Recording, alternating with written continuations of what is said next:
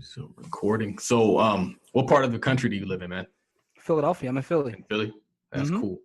I talked to, man, it seems like a lot of stuff is going on in Philadelphia. Absolutely. Why is Philadelphia so hot right now? Because when you look at the East Coast, Philadelphia is cheaper than DC, right? And it's also cheaper than New York. It's somewhere right in the middle. Yeah. And so we have a lot of activity in this area from actual buyers from New York and DC. Yeah. So our market is still relatively cheap compared to other cities that we would be compared to. And the crazy part about it is you guys are like, what, an hour and a half from New York? Yeah. And how far from DC? Maybe about 2 hours from DC, like two and a half hours from DC. Yeah. Yeah, that's crazy because in California, everything's about an hour away. So that's kind of like what we do is a lot of us, we live in like the outskirts and you drive into Orange County or you drive into LA. Not a lot of people live in the city, but I mean, we just all commute. Yeah. Which is kind of interesting. So let me see if I can find, I didn't prepare any questions just because sometimes interviews flow better without them. But I do have some questions that I had asked Michael Early. I'm not sure if you know him. Do you know Michael Early? Yeah. I actually met him at an event this past year. Yeah, that's what I'm saying. Like everybody, I don't know what it is, but everybody who I know is like killing it. I'm not sure if is the big business dude. And he's in Baltimore, right? He's not in Philly. No, he's in Philly. He's in Philly too. Yep, Greg. He's in Philly. I need to be in Philly too, man. Yeah, he's in Philly. Apparently it's weird though, right? Because a lot of the people you name have been doing this for a while. I know them just from being in the business, but it's like, you know, Instagram is kind of like just social media in general. Yeah, it's kind of allowed people to kind of network with each other, and also meet people outside of the city who are doing this. But absolutely, there's a lot going on. Cool. So let me do one thing. Yeah, a friend of mine was actually on your show. Which friend? Aisha. Yep, I just saw Aisha in person for the first time I saw her. She was in LA. Oh, okay. I think we had dinner on like Saturday night. Okay, that's what's up. Yeah, it was pretty cool. Yeah, we went to school together. Which school? You went to Temple? No, actually Central. We went to high school together. We went to high school together. Because I think she went to Temple, right? She did. She went to Temple, yep. Okay. Where'd that thing go?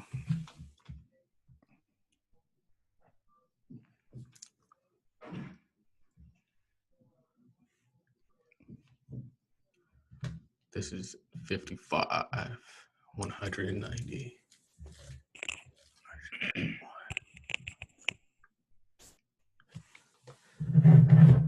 Just have to get one last thing. Yeah, you got on early. Most people get on a little bit late, so you kind of caught me off guard a little bit. It's all good. I like to be prompt with time. I know how people, you know, that's the most valuable thing anyone has is time. Yeah. So I respect people's time. Cool. So I'm going to kick it off right now. Okay, cool. So this is the Todd Capital Millionaire Podcast. This is episode number 55. My name is Charles Oglesby, also known as Todd Millionaire. I'm the founder and the director of the Todd Capital Investment Club. Last time I checked, we had 191 members. People are joining the club every single day. Your friends or families are joining. You should definitely be a part of what we're doing. We're allowing our members to step into massive investments at scale, seeing significant returns, tapping into that power of masterminding, and just doing some really cool things with the investment club. Another great kind of announcement with the investment club is we literally just sent off the documents today to close on property 2. So we should be the owners tomorrow. So just got to follow up with the title company and see how that goes. And so then we're heading into property number 3. Like I told everybody, the goal this year is 1 property per month. We're in February, we have 2. So we need another one for March. And we're just building, man. We're growing. And with that, we're getting in touch with a lot of really, really great people who are in the game, who want to share their stories and share what they're doing in case you want to get involved. As always, thank you for tuning in. The purpose of this show is to share the stories of successful African-American investors and business owners so that people can hear the stories of successful examples and learn that business and investing are the true keys to financial success and generational wealth. Again, this is episode number 55. Today we have Mr. Jimmy Williams. Information about Jimmy. Jimmy has worked in real estate valuation for over 20 years and is also a real estate investor and licensed real estate agent in Pennsylvania with millions of dollars in transactions. He is a landlord and currently has development projects underway. His education includes a bachelor's degree in business management, as well as a master's degree in real estate property management, and is also a licensed certified Pennsylvania evaluator. He is the founder of the community organization and movement known as Buy the Hood, which gives the educational seminars across the country about the power of owning property in the hood. Jimmy is a 2-time published author. His second work, entitled Own Your Time and Space, is a self-help real estate book that discusses the importance of ownership. So with that, Mr. Williams, welcome to the show, man. Man, thanks for having me, man. I appreciate it. Cool. So, we've read your bio, but can you let us know, this show is primarily about business and real estate, and there's so much just in your bio that I like a lot. So I'm going to try to touch on each one of those. Sure. But can you tell us what kind of piqued your interest in real estate? Man, that's an interesting story. And it is mentioned in my book, but I'll give you I'll make this very brief because it's kind of a long story. But to make a long story short, I was raised in a pro-Black household, right? So I was always taught that, service, you gotta pay, you have service and help your people. So when I was younger, I actually thought politics was the way to go. So I went to Lincoln University. Many people may know that's HBCU here in Pennsylvania. Mm-hmm. And I majored in political science. So at the time, my grandfather had a little juice. So what he helped me do was get on some political campaigns, like during my first break from college. And I worked a couple political campaigns. And what I noticed was the politicians didn't really have the juice. They couldn't make anything happen. But I'm very observant. So I noticed that the people that were really pulling the strings were the people who were paying for their campaigns. So I would just ask people, what do you do for a living? And most of these people who were, the millionaire next doors, they either made their money one of two ways: through equity in a company, the stock market, or real estate. So, sitting back and I'm like paying attention to this, and I'm like, wow, I'm going about this the wrong way. To actually affect change, it comes through economics. And then I actually read a book that changed my life, which was Powernomics by Dr. Claude Anderson. So after I read that book, I had a complete paradigm shift. I said, hold on. The way to actually help people is, to get the capital, and then you get into the politics and so on and so forth. And for those who haven't read that book, maybe you should read that book, Powernomics. It actually breaks it down. So that's kind of what piqued my interest in real estate. So this is my first year in college. So I literally stopped going to Lincoln after 1 year. And I continued to get my degree, but I actually went part-time and then worked part-time at the lowest position possible in a real estate company. Came back home to Philadelphia. I was going to Temple Real Estate Institute, but also working as a clerk. Literally a clerk. I would file paperwork, but I wanted to be around people who worked in the real estate industry. So I was a teenager at the time, and I was, filing papers and learning about real estate deals, how they're put together, learning about commercial real estate, learning about assessing real estate, appraising real estate. So real estate at this point is literally my life. I sleep and breathe real estate, right? And it's been that way for about 20 years at this point. And that's kind of how, to make a long story short, that's kind of how it happened. It happened through me trying to understand how politics work. And what I found out was the guy, and this is on a local level that I noticed this. But it works the same way, whether you're talking about, the state level, federal level. The guys who actually pull the strings are the ones who have the coin. The dough. Yeah. I think that what I heard there is really cool. A lot of things you said are cool, and I'll touch on each one. The first is that you got to get around what you want to become. And so you don't necessarily have to come in at a high level. You just got to get your foot in the door. And so I think that's so key, because then you learn the lingo, you make the connections, you see how things work, you get involved in different things. And I think it's a Jim Rohn principle. He made a mention of that, like, you got to get around where you want to be, even if you're not getting paid what you want to get paid, because that exposure is invaluable. What you're going to walk into is invaluable. So that was a super cool point that I heard in there. The next thing is that one thing that I've kind of done as well is, like, you get around what you think is, you see what you think is money, or you see what you think is power, and then you learn what is real power. And for me, like, I've kind of noticed that just with money, like, you see what you think is money, and then you see what's real money. And I guess the story for me is I was working at this law firm where the managing partner was like super big baller, had the Ferrari, had the super nice Benz, had the super nice office. But the office that I work for now is actually the guy that finances that entire operation. And he doesn't look like money, but he has money. He's the millionaire next door. I learned that lesson as well. One of my earliest jobs in real estate, I was working as an agent for a company called Mesa Realty, which is in the Germantown section of Philadelphia. So I was doing floor time as agents would do. And, you sit around and you see people come in. And I would have guys come in a Mercedes, 3-piece suit, the whole nine. And I would spend hours showing them different properties and then come to find out they didn't have any money. Right. And the broker at the time taught me, she was saying, listen, you have to, pre-qualify people before you waste your time because your time is valuable. But, at the time I was judging the book by its cover. I was fairly young. And I would see guys who come in and pick up trucks with dents in them, with jeans on, and they would have, a $2 million cash in their account. You know what I mean? So it was an early lesson I got in judging the book by its cover and really understanding that the millionaire next door is a real thing. That's a real thing. And I guess the point of the show is really to inspire. We've gotten a lot of great feedback from the show, but one thing I really harp on is like all those people out there who think that you have to have the newest, the latest, the name brands, all that stuff. We're really shooting ourselves in the foot. It's like if you're aiming for wealth, but you look like wealth, it's going to be hard to attain wealth. So it's going to be hard to come up with that property down payment. It's going to be hard to come up with that money to partner on a deal. So it's like, instead of like showing it, have it, and just get back to work.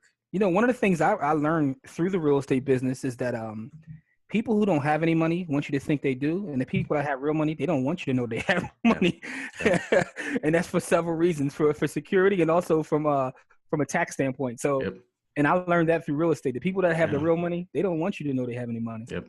Because audits are a real thing, man. So can you, man, you said something else. Dang. Oh, hold on. So you have a book. Well, you have a book, and then you also have the Buy the Hood movement. Yeah. And I think those are kind of similar. So can you tell us about Buy the Hood? Okay, well, Buy the Hood, and it's a website, buythehood.com, which is pretty much, we started as a newsletter where we would give information about real estate, how to buy within the inner city and things of that nature. And it actually spawned from that. We started doing presentations in the inner city in different communities. And then from that, we wrote a book. I have a co-author, me and myself, my brother Corey Camp wrote a book called Own Your Time and Space. And that allowed us to, give lots of presentations, speak at universities, talk all over the world. And the concept behind that was, I'm a firm believer in buying in the quote unquote hood in the inner city because I understand the power of ownership. And so I wanted to teach that to others because a lot of times I see people who don't understand the property that they're sitting on and the value of the property.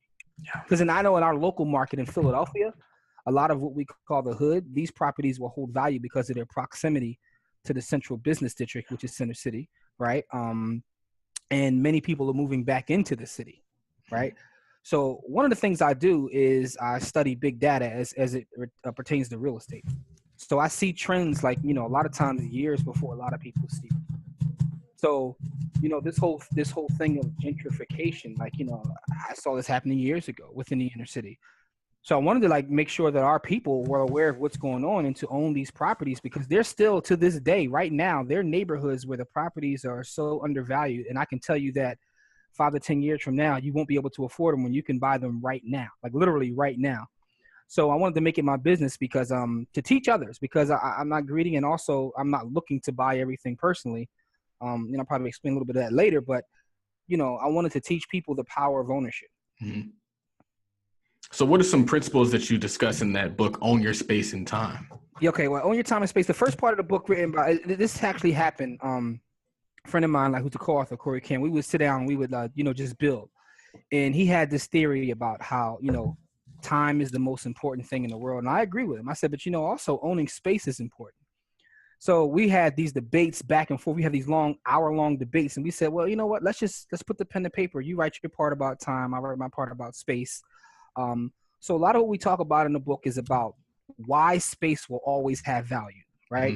Mm-hmm. A lot of times when I do a speak at a live event, the first thing I do when I start is I ask anybody who lives somewhere, right? And obviously everybody raises their hand.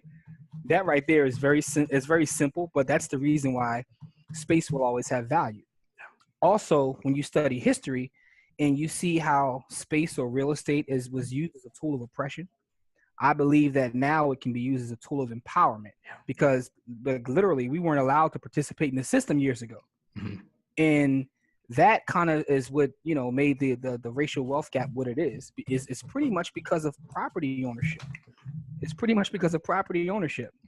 So when you study these things and you look at the data over time, you recognize that space will always have value. There's certain things that are inherent in space that aren't in any other asset class.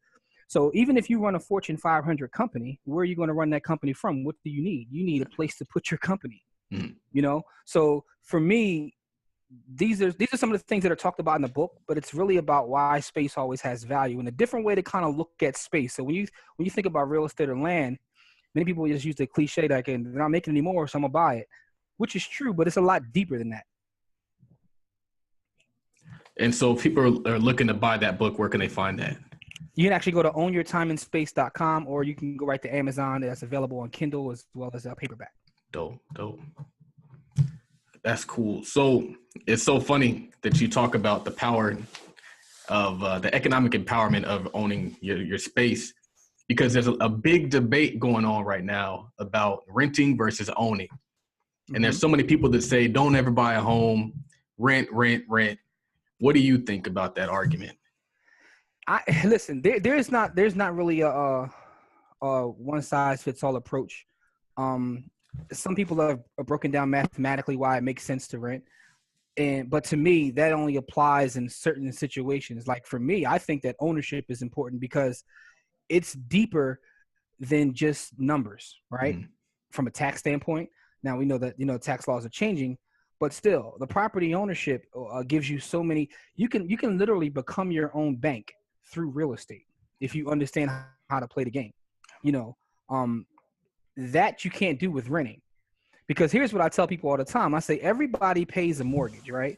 It's just that some people aren't paying their own mortgage. They're paying somebody else's mortgage. But everybody's paying a mortgage, whether you like it or not. Yep. Right? I've had tenants who paid my mortgages off for me. It's like, so I know that everybody's paying a mortgage. And not only that, they're also paying the property taxes. They're paying the maintenance. They're paying the upkeep. And so it's like they think they're getting over by paying rent, but you're paying for all that stuff. Now, here's what I will say. If you can, say buy a condo building and then rent to or not a condo, an apartment building and then rent to yourself, that's different, right? So I know people who have taken that approach. I'll buy the building under an LLC and then rent to myself. That's a whole different strategy there. But, maybe that way renting makes sense. But to me, ownership is important. Yeah. Ownership is very important because you can literally leverage your house to become your own bank. Yeah. I think that one of the things that when I hear that argument, what kind of frustrates me is that in a lot of ways, we don't really take our situation into consideration. And so you'll make this blanket, you'll hear Grant Cardone say, rent. And that might make sense for people who look like him. Well, for people who look like us, it's own time, man. Like we can't afford to let the money that we have, the resources that we have, give that to somebody else. Like, and also, when you study the racial wealth gap, literally it's made through the ownership of property. Yeah. And because we weren't able to buy property or have properties financed, even as recent as the 50s or 60s, we couldn't get financing. We missed out on that. There were people who fought in the war who came home and weren't able to use their VA loans because they were African American. Meanwhile, they were allowed to use their VA loans, and those properties have quadrupled in 10 times. So it's like we're behind because we weren't able to own. Yeah. We literally just weren't able to. Yeah. Legally, we couldn't. Which means we weren't able to leave anything as inheritance. Exactly. So then that thing, it compounds over time like anything else. Yeah. But the fact is, like I told you earlier, when I found out about how politics really work, there's really only two ways. And I study wealthy people. I read books on a daily basis. There's only two ways people have become wealthy, which is real estate and equity in businesses, right? Business. So whether it's the stock market or, you have your own business, it's equity in that business and real estate. That's pretty much it. Yep. Business and investing. So we're going to talk about the deals that you own. It's so hard to work through the progression of this because the conversation can sometimes go off in different tangents. But yeah. What I'll say is, what did your very first real estate transaction look like? Wow, man, my very first real estate transaction. Now, you're talking about from an ownership standpoint, because actually before I purchased my first investment, I had already sold a couple of properties. So I had been through the process of teaching someone to buy. So the first one that I would say was an investment is I kind of house hacked, but not really. I moved into a property, stayed for a couple of years, and I had the FHA loan. So, the low down payment. Yep. Moved out of that property into another one. And that's kind of how I got the ball rolling with my investment career.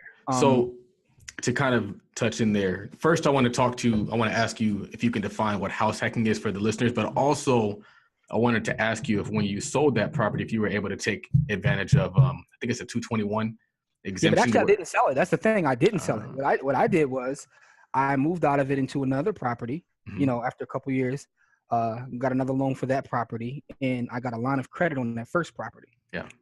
So you became the bank. Exactly. And that's what I recognized about you literally can become your own bank. And people don't recognize that you can do it through the property that you actually live in. Yep. That's the power of ownership. You live in the property, it gains equity. And I happened to start my real estate career before the bubble even, went off. So it got to be a point in the mid 2000s, 2005, 2006, where I had close to 40 properties in my portfolio personally. Right. And I own properties in Carolina, Atlantic City, Ohio, Pennsylvania. And to be honest with you, I didn't know what I was doing. I kind of failed forward. So, I got lucky. So a lot of times people say, well, you were smart. I really wasn't smart. I got lucky. What happened was I found myself like going through burnout. I had so many properties and I had a couple property managers, which were terrible. So I owned all these properties in various states.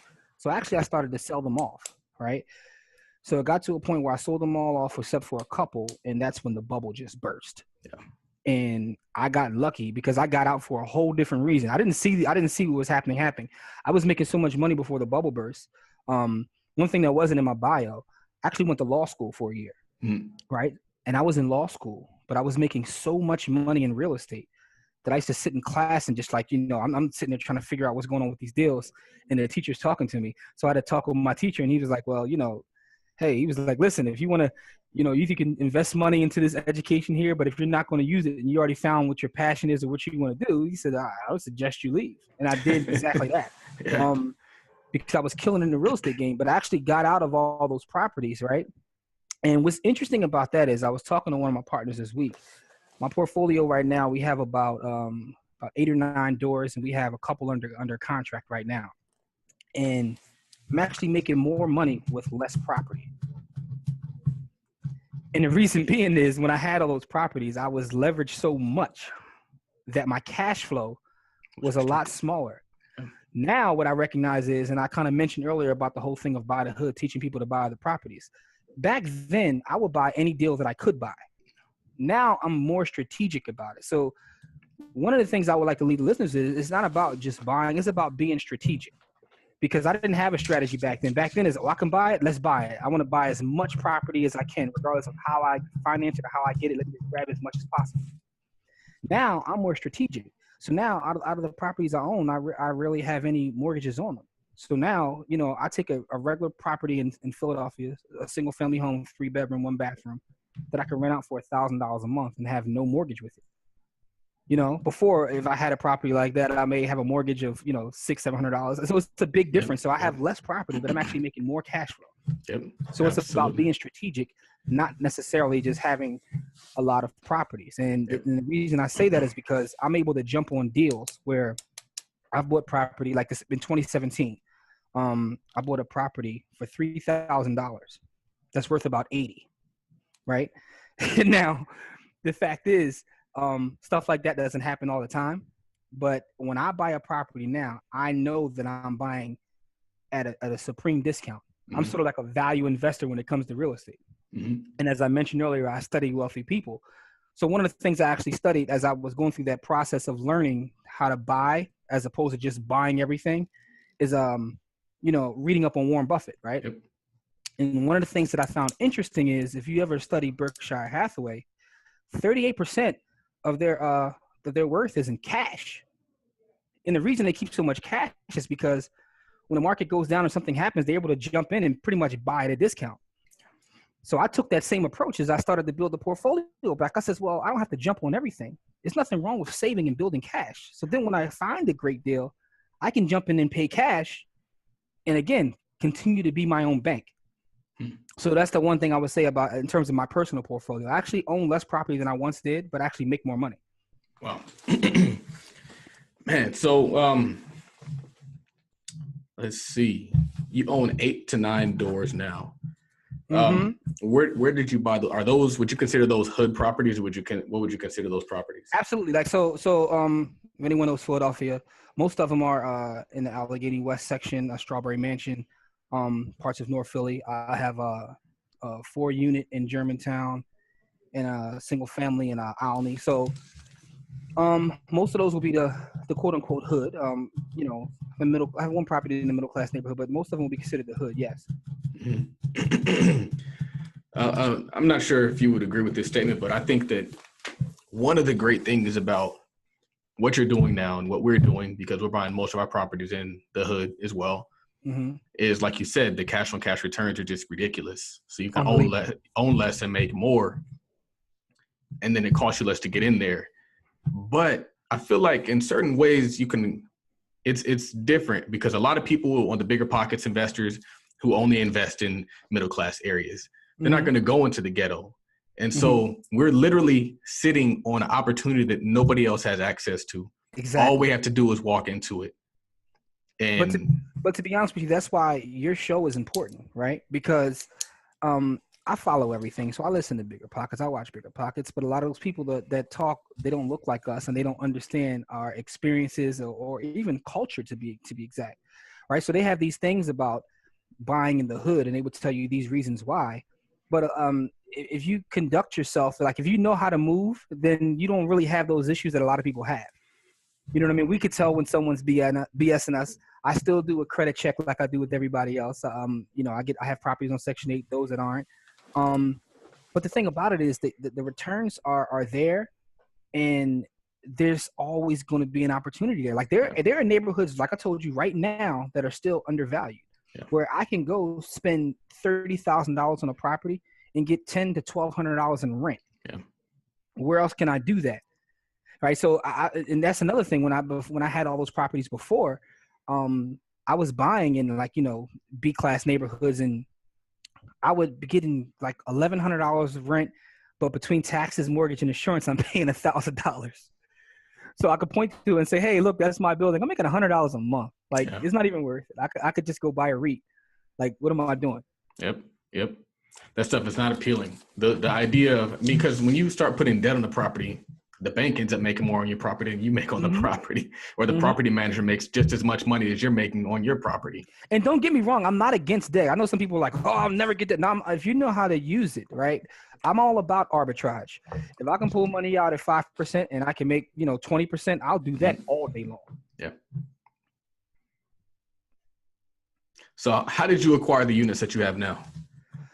Okay. So, a lot of what I do is I do a lot of canvassing. So I tell people so I do a lot of teaching. So when I teach, I tell people, listen, what I personally do, and there's a lot of strategies to buying real estate. That's the thing. People say I flip or I do this.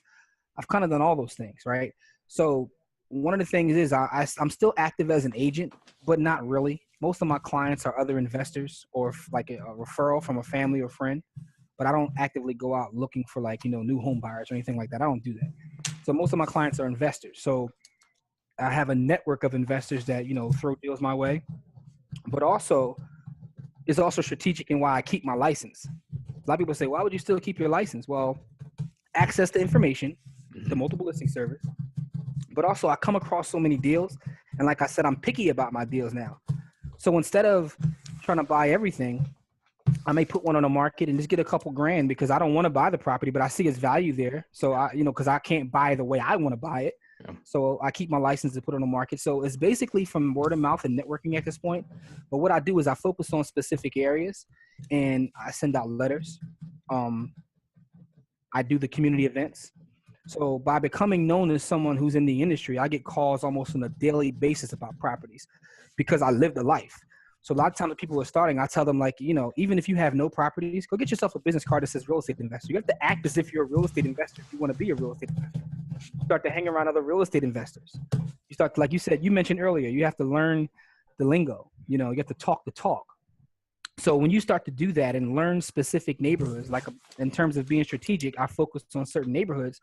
So people in those neighborhoods know me. So sometimes, like the property that I got for a couple grand, it was literally a call. Hey, such and such died. Their family just wants to get rid of this property. They want nothing at all to do with it. And I said, okay, and tell them I'll give them this. Another thing is about getting started in this business. You can't be scared of people telling you no. You know, I offer people sometimes stuff for their properties. And they're like, how do you have the nerve to do that? Well, first of all, I'm not afraid what they're going to say. Are they going to say no? And also, I learned this earlier. I had a mentor. He told me, he says, when you make an offer on a property, if you're not somewhat embarrassed by it, then you probably offer too much. So I've offered, like, I've literally bought properties for nothing. Hey, I have a couple properties right now under contract where I'm not paying anything for them. Wow. People are behind on, you know, taxes, water, mortgage, whatever it may be. Hey, I'll assume that for you. Yeah. Can't give you anything, but I'll get that headache out your way. And I've done that several times. Bought property subject to, you know, so I'm not afraid to just make an offer, which sounds crazy to most, but you'll be surprised at how many things you can get. So now if I'm getting a property for $0 out of my pocket, and then I'll go and negotiate all those bills, you know. So, are you only buying off-market deals, or do you also buy deals that are listed? I haven't bought anything listed in a while. I did that in the past, but like I said, when I made the shift in terms of my business, now I try to find off-market deals because I get better deals. Like a lot of people in the Philadelphia area go to the sheriff's sale. What I'll do is, and this is I shouldn't even be telling this, but a lot of times I'll get a list of things that are going up for sheriff's sale, and I'll try to get in touch with them before it goes. Hey, listen, your property's getting ready to go to sheriff's sale. You're going to lose it. How about I give you $500 for it? You sign over to me right now. Yep. Listen, I'm telling you, you can literally, last year, I think I bought 3 properties for like a total of $5,000. 3. Like, I mean, I'm paying less for properties than some people pay for, like, you know, their belt, their jeans. Yeah. But I'm just saying these things are out here. Yep. I think one of the cool things about, and this is why I keep hammering into my team that we have to find off-market deals, is when you find something off-market, everything opens up to you. Mm-hmm. So it's like either you can buy it, you can sell it, you can sell it to a wholesaler. You can do whatever. Like, there's so many options, but if you just only get something that's listed by a broker, you only have one option. That's to buy it. And that's the absolute truth. Because like I said, I don't buy everything, but I've been feeding myself through real estate for 2 decades at this point. And I make a good living through real estate. And the fact is, I don't buy everything. So a lot of times people say, well, I thought maybe you would have 100 rentals. I don't have to, because, you know, some things just don't fit into my long-term, you know, financial goals, right? So if I look at a property, I want to know that I can own this property and sit on it for the rest of my life. Because I'm real strategic in terms of buy and hold. And also, I think it was Aisha who was on your podcast who said, real estate isn't life, investing is life, right? And that's the quote that I heard her say on your podcast. But that's so true, because I'm also heavy in the stock market. So for me, the way I use real estate is pretty much, so all my investment properties, here's another thing that I'll tell you is, I have never taken any of the rent or anything from an investment property for my living. I invest everything back into the business, whether it's just building up a pile of cash to move on another deal, or, you know, sitting in the stock market. So, you know, when I actually use my formulas, my pro forma for my properties, I charge a 10% property management fee, although I self-manage, right? And the reason I do that is because if I ever get to the point where I want to get a property manager, I'm already used to charging that 10% fee. So you build it in. But what I do with the fee now is I put that fee into the market, into the stock market. Wow. So essentially, my biggest thing, to be completely honest with you, I love dividend stocks. I only buy dividend stocks. I want to invest in companies that pay me. So the way I look at finance, and again, it's all about being your own bank. I look at real estate as a way to, like, you know, set off cash flow. And that's why I buy strategically, to get lots of cash flow to put back into the business to buy other properties. have the properties take care of themselves. If I need to get a roof or anything like that, it's because I have a pile of cash that came from real estate. Like, again, I don't take any of the money from that. Yeah. And my management fee goes into the market, right? So that's building up dividends, which is going to pay me every quarter I get paid. Those dividends go right back into the dividend stocks. So I'm building up this huge portfolio over here of dividend stocks, which is being paid for by, pretty much everything I do, whether it's a speaking engagement, whether it's a royalty from my book, whether it's from real estate, everything is to build this huge pile of dividend stocks. And that's kind of my whole strategy right there. So if all your real estate investment money is going into be reinvested back into your properties, and all your property management money is going into your investment portfolio, how do you make money to live? Now, I work as a real estate analyst too, right? So what I do with that is, again, so I take big data and I use big data to, kind of determine what's going on in terms of property values within the city. Yeah. So I have a job, but the thing is, it's kind of like more of a consultant type thing. But because I've spent so much time in real estate, I kind of, have the ability to have speaking engagements and also do this analytical work to make money to live off of. So it sounds like you're obsessed. My life is real estate. It really is. My life is real estate. It is. But it's interesting, right? So another thing that I learned early on, working in real estate is how, people say you have to have multiple streams of income. Robert Allen wrote the book. And when I became obsessed with money, I actually studied with Robert Allen, believe it or not, years ago.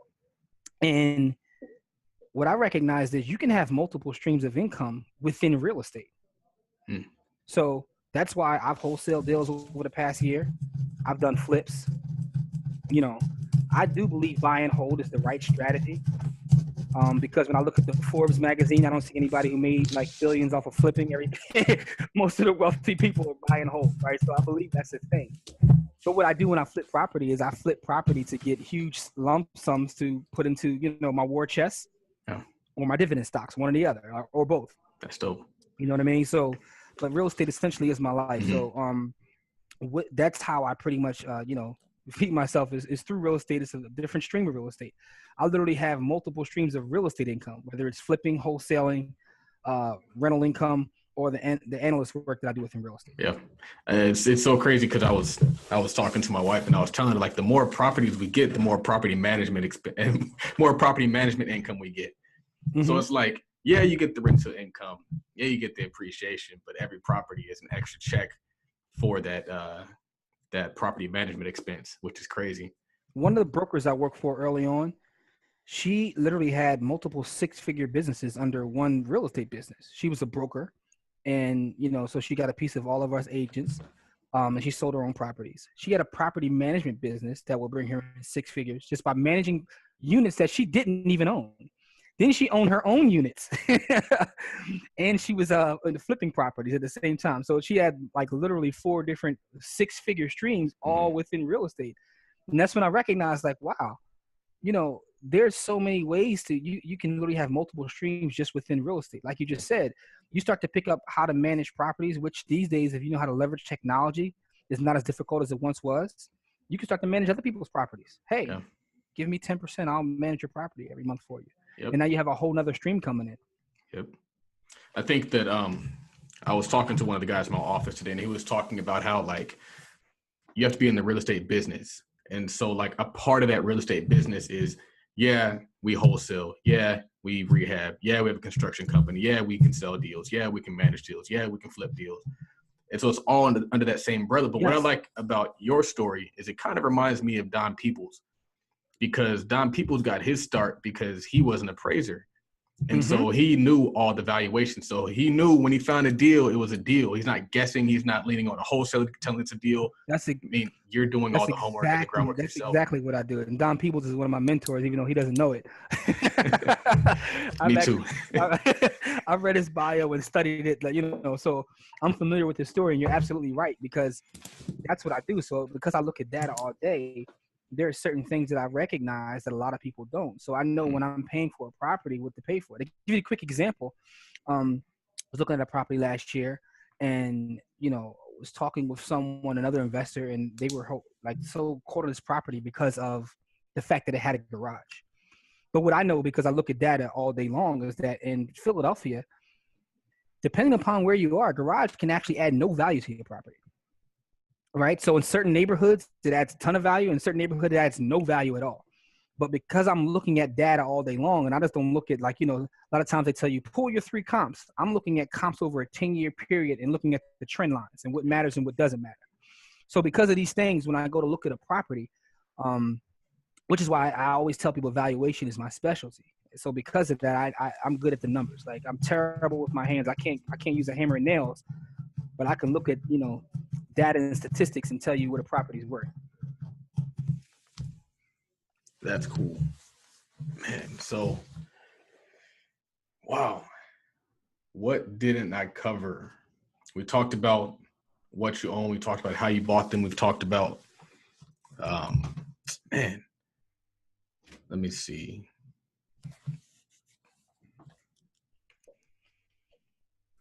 So how can investors find deals in today's market? Okay, so what I would say is get out there and network. Also, I've literally walked blocks, knocked on doors, and talked to people, right? But the main thing I would say is become an investor. Live the life of an investor. Be an investor. So it's amazing how much easier it is to get information now versus when I started years ago as a teenager. Now I can go on my phone and look at Meetup and go to a local meetup. I can go on Eventbrite in Philadelphia. There's always different real estate events going on. And I see this in other cities too. There's going on Eventbrite, your local investment association. So you have to get in the mix. And what I tell people to do is specialize in your specific area. So one of the things I didn't do before when I was buying everything is I was buying in markets where I really didn't even know the market, but I know I can buy the property. And it's funny because I hear a lot of older people, grandparents and great-grandparents, who would tell me stories as a kid about the Depression. And, I see it on TV, but I didn't recognize what it really was. And I think that's how this whole real estate boom is going to be in years to come, because I lived through the boom. So I know just how crazy it was, right? So, and when the bubble burst, it was extremely crazy. But coming out of that, everything is kind of recovered, and certain markets didn't even really take a hit as much as many people think.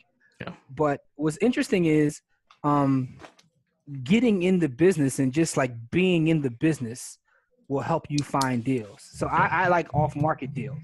From talking to other people, there's certain areas where you can still get on-market deals, which are good. I know in Philadelphia, that's like few and far between because, there's a lot of people looking for properties in this area. But if you specialize in areas, which I didn't do before the bust, I just bought anything. But now, if you specialize in areas and, start to collect your own data, I tell people you can get an Excel spreadsheet, go to specific areas that you want to focus on, and start to look at what stuff sells for.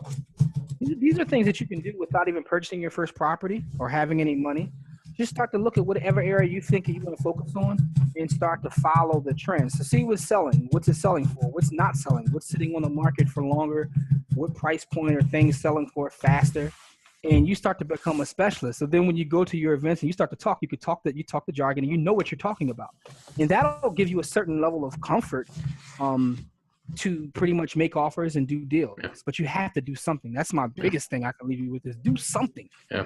One thing that I realized is that, going to meetups is a hack in multiple ways. But that first meetup, you might be nervous. The second meetup, people there, you're more comfortable. You're sharing more. They're sharing more with you.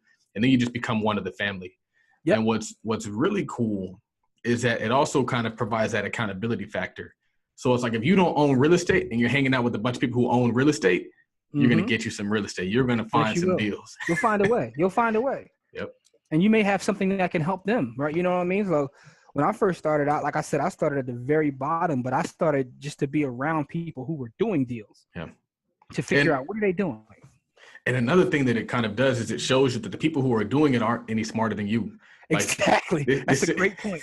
That's a great point because a lot of times, like before you get into business, you get intimidated. Like, wow, they must be smart. They must know something.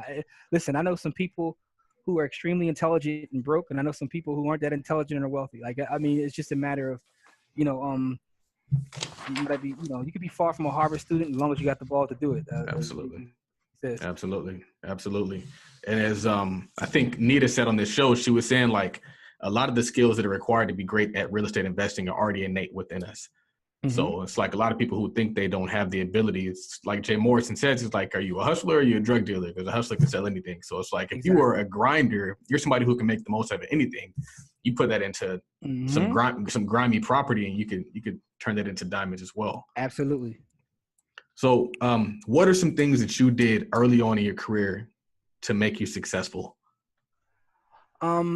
It kind of changed my circle, but it's one of those things where it happened organically. When you start to want to make moves and do certain things, your circle changes. One of the things I did, which was kind of a hack in itself, is I said, all right, well, I went to law school. I said, and I was making so much money that I stopped going. I said, but I love school. So let me figure this out. Let me go to real estate school, which is how I ended up getting a master's degree in property management. So I went to Drexel in Philadelphia, took up real estate. So what that did was it put me around professors who were in the business, students who were in the business, because the one thing about like a master's program, which is different than a grad program, you have a lot of working people, right? So that was kind of a hack in itself. So my circle changed because now I'm talking real estate all day long. When I'm working, I'm talking real estate. If I'm studying in school, we're talking real estate. We're talking about deals, how things are done. So my circle organically changed because now I'm around people who are trying to do some of the same things I am. And, so we're reading the same books and you kind of get engrossed in the business and learn it. So that was one of the things that I did. And now, again, about how easier things are, social media. What I find is my social media contacts are people who are in business, right? So even if I'm spending my time talking online, I'm talking with other people who are in real estate, who are in business, who are trying to make moves. Yep. So to me, that's one of the greatest things because it's like you just said, that accountability factor. Okay, well, such and such just closed the deal. I need to do a deal too. Yep. I agree, man. I agree. Let me see. How did you fund your earlier deals? All right. Well, the first deal I got, I had sold a couple properties and I pretty much banked that money, got an FHA loan to buy my first property. And so was that first property a single family house or a multi-family property? Single family house, which I still own to this day. Wow. And stacked some paper, moved out of that one into another property. But what I did was I got a line of credit on the first property and used that line of credit to do other deals. Mm-hmm. So that was what I was talking about in terms of becoming your own bank. And now what I do is I try to get a line of credit on all my properties. Even though I have my own money that I set aside because I don't spend any rental money, I still get lines of credit even if I don't use them because I'm my own bank. Yeah. So if something does come my way, I can either, if I want to use that money, I can use that money. If not, I'll just, so it just gives me options. Have you found that banks are still okay to lend on properties in the hood, even if they're debt free? Now, well, see, that's the thing. So I've never, I shouldn't say never, but for the most part, I don't go pull out the money. I'll get a line of credit and I use credit unions. Because what I found is the credit unions that I use, they're a lot more flexible than the banks. Now I have had bank loans. I've used pretty much everything. I've used big banks, Fargo, to the credit unions, like there's a lot of credit unions in the area. But the thing is, certain credit unions have certain rules. So I know that, just to give you an example, in Philadelphia, there's a Philadelphia Federal Credit Union. They won't loan below a certain amount. But then there's another credit union called American Heritage who will loan, and here's what they won't tell you. They'll tell you on their papers that $50,000 is their minimum, but it's really 30 if you actually talk to someone. So again, I'm not afraid to ask questions. So I'll ask them, say 50, you can't do anything. Well, a lot of times banks have programs that they won't even advertise a lot of times. It's just a matter of you asking. And are you able to kind of put that debt on multiple properties? So if you had to kind of combine properties to... You get a blanket mortgage. Yeah, that's one way to do it. So, and a lot of times I don't even use them. I have the line of credit with it sitting there, but I like to have it, open in order to make moves. So that's kind of how I pretty much fund the deals. Yeah. So it's like you have it just kind of like that Warren Buffett method, just in case something pops up. Absolutely. And that's what I'm saying. So that's one of the things I learned, through trial and error, is it's nothing wrong with, because I used to feel like if I had money just sitting, like I was doing myself a disservice because it's not out working for me. So kind of like I be like literally be arguing with myself like I gotta get stop there working because if it's sitting in a bank, I'm losing money. But what I recognize is it's also good to have a war chest. Absolutely. Are you working with any partners these days?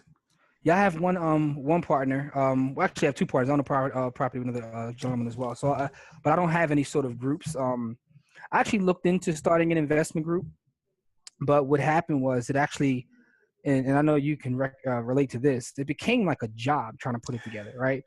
And you know, when you're working with a group, it's just like on a group project in school. One person ends up doing all the work.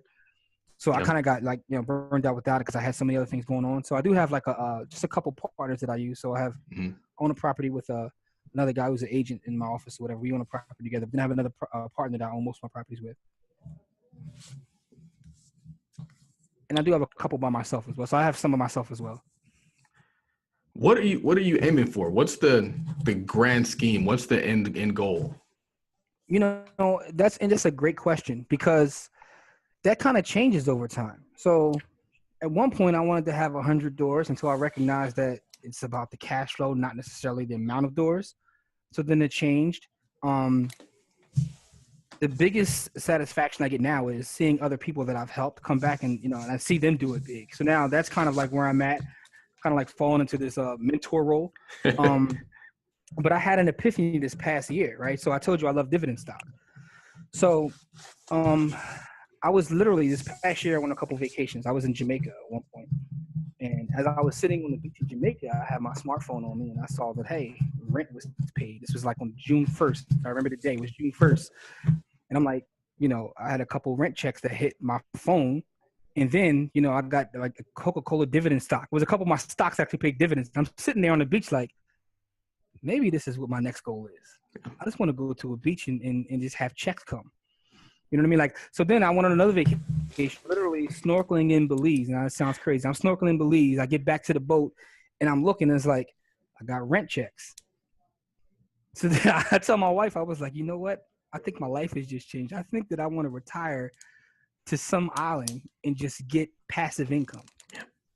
You know what I mean? So that's when it kind of hit me. Like, it took me all this time to realize, like, this is amazing because it's not just the real estate checks. Like, you get dividend checks too. And the more you own, the bigger the dividends get. I'm like, it's amazing getting multiple checks while I'm like, you know, I'm not even in the country. Yeah. It's a 4-hour work week, man. Definitely. That's definitely what it is. And that's a motivational book right there. I wrote down this question. Oh, man. How can somebody successfully invest in real estate in the hood? Okay. For one, I would say do your homework. Because again, just because a deal looks good doesn't mean it's good. So understand the market you're going in, understand what the rents are. So I would say know your numbers. You know, know your numbers. I tell all people all the time, know your numbers and know your neighborhood. Because, you know, I just had a post on Instagram today. A lot of people in Philadelphia, you know, I'm kind of related to. There's a hot neighborhood in Philadelphia called Brewery Town. It's been hot for a while. But what I'm noticing is people are trying to stretch those boundaries of what's actually Brewery Town now. So I'm looking at property this past weekend and someone say, hey, this is a hot property in Brewery Town. I'm like, this is nowhere near Brewery Town. What are you talking about? But the fact is I know the local market. So I know when someone's BSing me. So I know what the rents are. So what I would say to someone now is know your numbers, know what the rents are, do your homework, know your numbers in terms of valuation, what you should pay, and also be disciplined. Be disciplined. So because real estate is like anything else. It's like, you know, everyone can relate to like going to when they sell you those timeshares. You go and say, I'm not buying anything, and then you leave and you actually bought something because real estate's the same way. Don't get emotional. You know what you're willing to play, you be disciplined, and you stick to your guns. Same thing happens in real estate auctions. I see people go on real estate auctions and they get in bidding wars over properties that they know it's not worth that, but they're going back and forth with someone and emotion takes over. And you pay market price at the auction, what you even go to auction for? Exactly.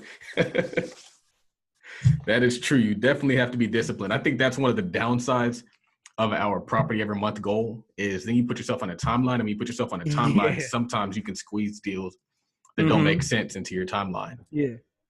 Yeah. But you said one a month. You have to average that. So you may go a month without getting one, but then you may go a month, you get 3 good ones. So it's all about, but the discipline is the key though. You don't want to go just overspending because you're trying to do one a month. You know what I mean? You don't want to. Yep.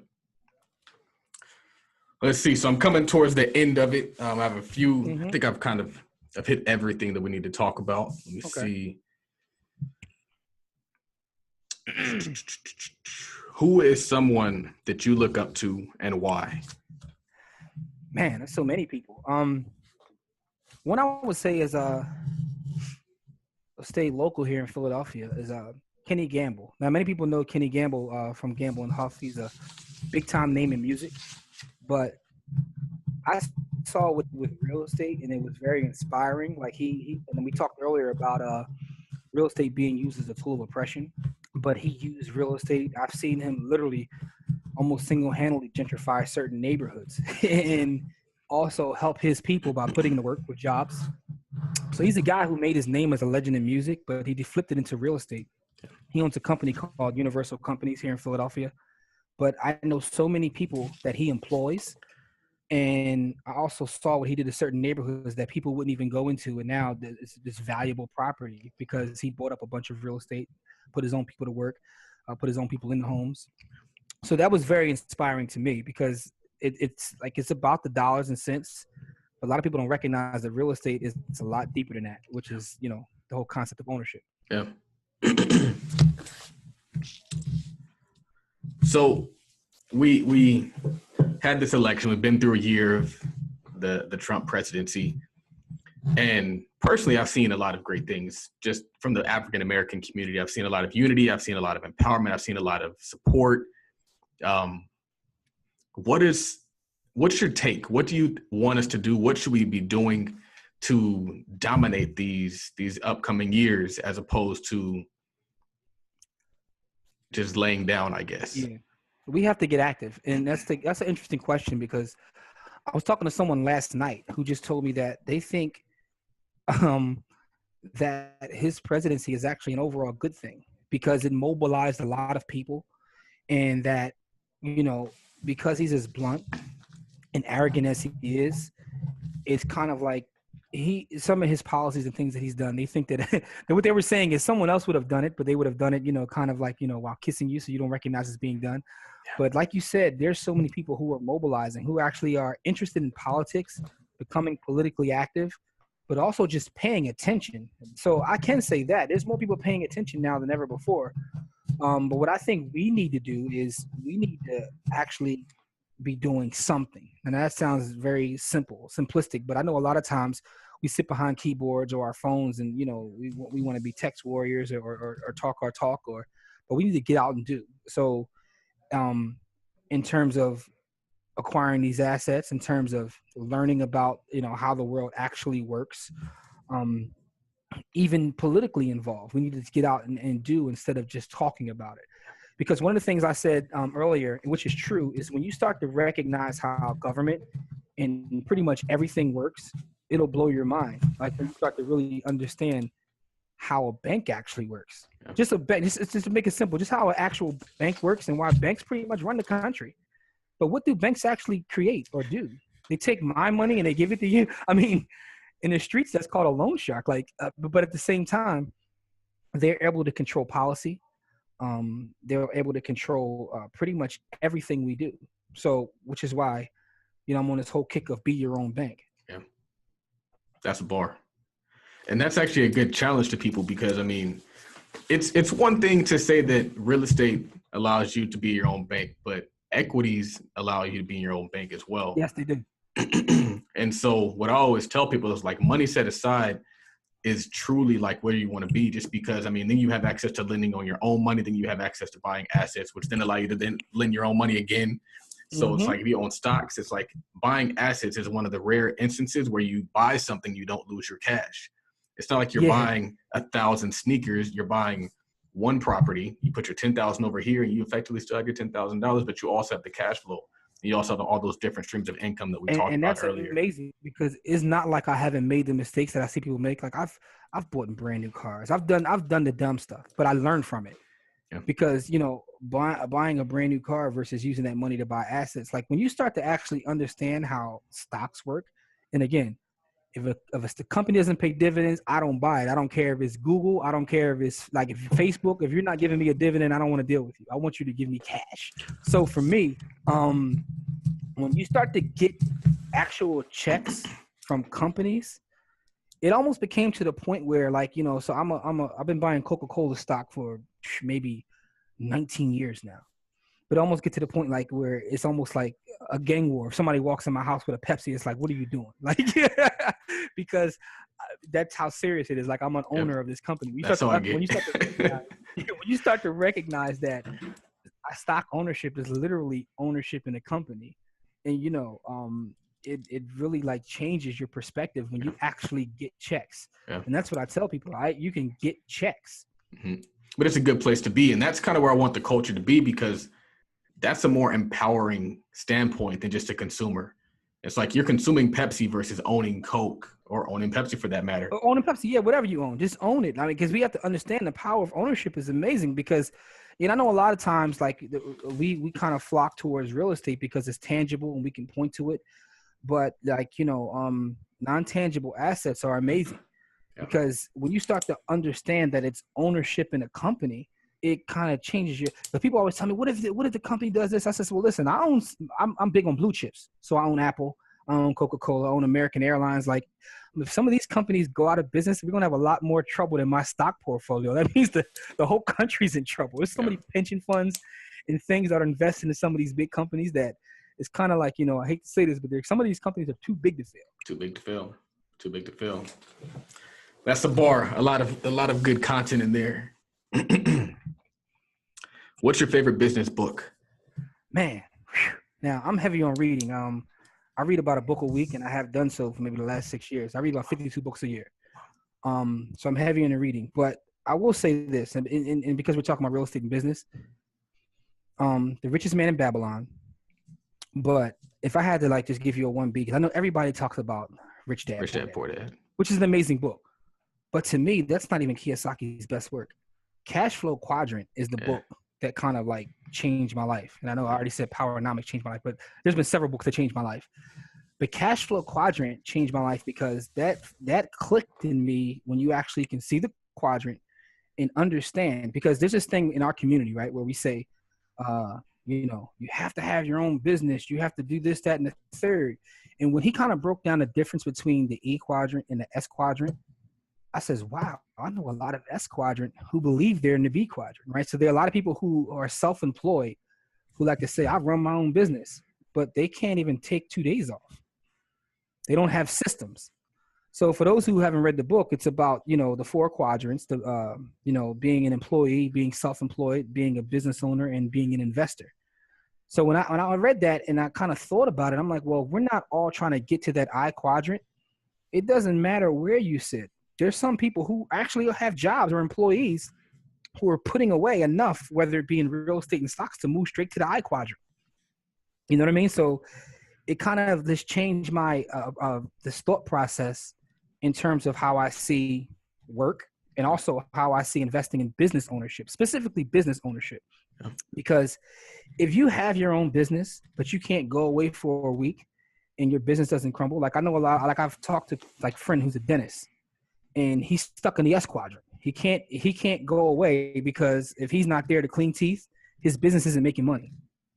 So sometimes he says, well, I've been better off just going to work in someone else's office. These I get a couple of weeks vacation. You know what I mean? So it's like that book to me was Kiyosaki's best work in my personal opinion. Everybody loves Rich Dad Poor Dad, but that book right there is probably one that I would say is one of my favorites. What advantage do you think that reading so much is giving you? It actually opens up my mind. So I learned a lot through reading, but also reading can also be enjoyable. Right. So you can learn a lot, but also be enjoyable. And so sometimes I don't just read business books. I read all kinds of books. Mm-hmm. But what I feel is though, like I try to mix it up. So I like a lot of history and you learn a lot, but also when you read things that are fiction kind of helps you at the creative part of your brain. So one thing about real estate is both science and art. So when I start to read and I feel like, okay, that was real creative. I actually try to get creative on my deals, believe it or not. Like I said, I was working on a deal today where I'm actually purchasing a duplex in Philadelphia. It's about $100,000, and I'm coming in my pocket with $0. Yeah. Actually, I wanted to talk to you about that is how are you going to make that happen? How do you make a deal with no money out of your pocket happen? I found a guy who's retiring out of the business. So he sold off a couple properties and he has this one left. And he's hard. He said he's having a little difficulty selling it because it's a 1-in-1.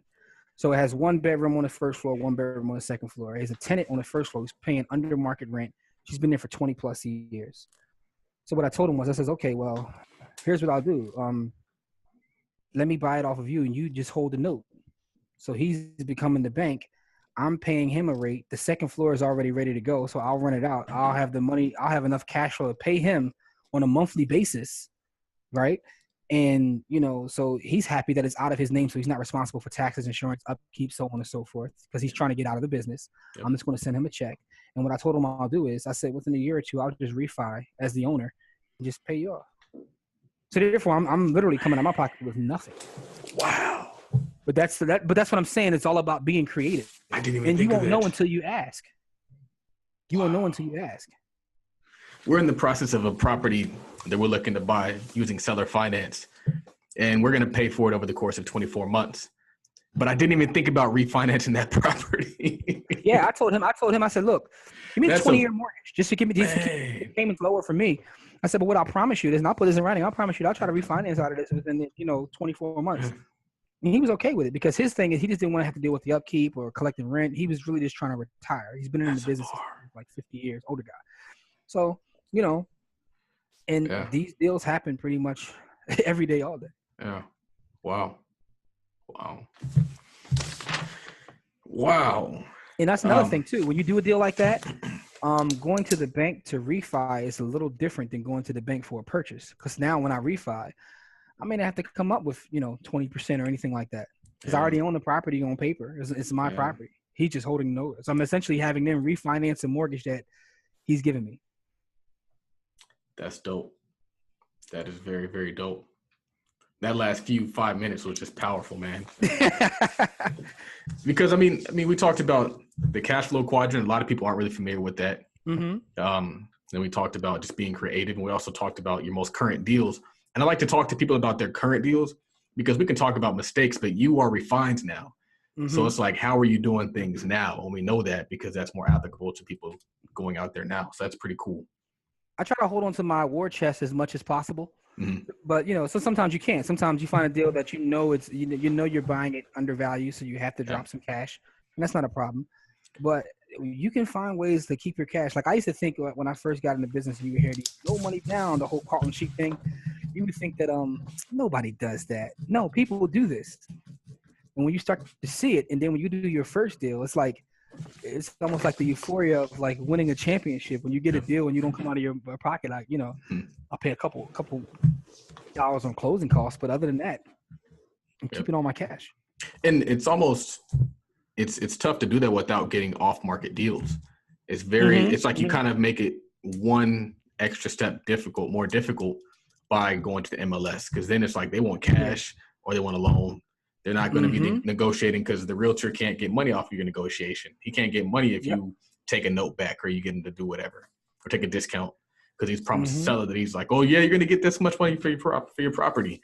And then they go and But the thing about off-market deals is there's tons of them. There's tons of deals to be made, specifically if we're talking about buying the hood, right? So there's tons of deals to be made, but you have to be in the business.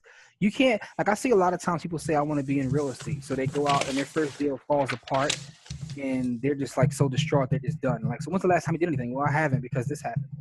I probably had 3 times the amount of deals fall apart than deals that go through. But, it's like baseball, right? So if I bat 300, I'm going to the Hall of Fame. That means that you failed 7 times. I succeeded 3 times and I failed 7 times, but I'm a legend. Like, you know what I mean? So listen, if I could get 3 out of 10, that's amazing. I may get 1 out of 10, but the fact of the matter is It's like low key, you only need one. You don't even need three. You can get one and be set. And that's another thing you recognize. To actually build wealth in real estate, you don't need 700 properties. You don't need it. You get a couple properties that you buy right, it'll change your life. Yeah, the very first property. You get your first rental check is probably the greatest feeling you've ever. When you get that first rental check and you realize, like, I didn't do anything.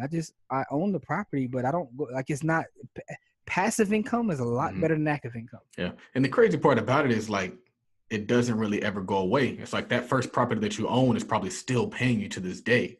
It's Absolutely. Like you can't get rid of it. It's like it just keeps coming. Like, absolutely. And people will always need somewhere to live. And that's the thing.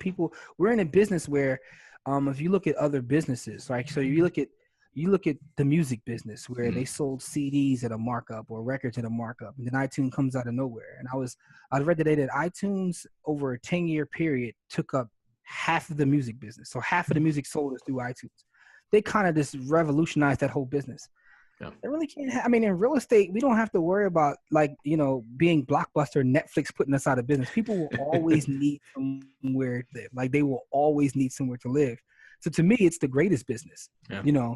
I love the stock market, but real estate to me is the greatest business because, like you said earlier, you don't have to be the brightest person. It's just about ownership. That's a bar. Man, last question is, what does wealth mean to you? Time. Wealth absolutely means time to me. The old saying is like, I just know a lot of people who have a lot of money, and when it's time to go, they don't say, well, I wish I had more. They say, I wish I had more time is what they want. But what money actually does is it helps you have more time, spend more time with your family, more time with your friends. So to me, wealth means time. So essentially when I'm building this quote unquote empire of mine, is to have my time to do what I want to do and not do, some people do what they have to do. Some people do what they want to do. So to be able to do what you want to do, and which is time. He said it's the wake up whenever you want to wake up money. Absolutely. Absolutely. So this is your opportunity to plug anything that you have going on, and also where they can find more about you. Absolutely. So I'm on every social media site at JW The Blueprint. That's me on Twitter, Instagram, Snapchat, Farmers Only. No, I'm joking. But at JW The Blueprint everywhere. Buythehood.com. You can sign up for the newsletter there to stay up with it. We actually also have a podcast and a webcast on buythehood.com. We did a couple episodes, but my partner and I, we're actually out making things happen. But we actually have some more stuff in the cut that we're going to let loose within the next couple of weeks. So buythehood.com, sign up for the newsletter. Watch the webcast there. JW The Blueprint. And for anybody who likes sports, I actually own equity in a sports media company called War Room Sports. And we're actually on our 10th year of doing podcasts on that one as well. Wow. So that's War Room Sports. So, I try to find ways to monetize even my hobbies. Nice. More dividend stocks. Very cool. So, man, it's been a great interview. I wanted to keep it going because you have so much content, so much just a depth of knowledge. So that's why I kind of let this run longer than it's all good. Listen, you talking real estate. You talk real estate and business. I told you, that's my life. I love it. Yeah. Cool. So for anybody looking to get in touch with us in regards to the investment club, in regards to being a guest on this podcast or being a sponsor on the podcast, we get a lot of spins. And so we want to be able to expose your business. We want to be able to share what your product is, what you're promoting. We want to share your message through this podcast and through this medium. A lot of people don't have access to this. They're not offering up you to get on their podcast. And I'm actually not even going to charge you. So anybody who wants to be on this podcast, record a 30-second blip, email that to info@capitaltodd.com. I'll shoot it to our editor and we'll get you on the next podcast. So that's pretty much it. This has been another great episode of the Millionaire Podcast. This is episode number 55. I have no idea what we're going to call this episode because there were so many bars, but we'll find one. No doubt. I appreciate that, man. Thanks for the time. Yeah. Hey, and I'm going to send you one of those 30-second blips with the book too. Yeah, do that, man, for sure. Definitely will. So this is Charles Oglesby, also known as Todd Millionaire, episode number 55, signing off.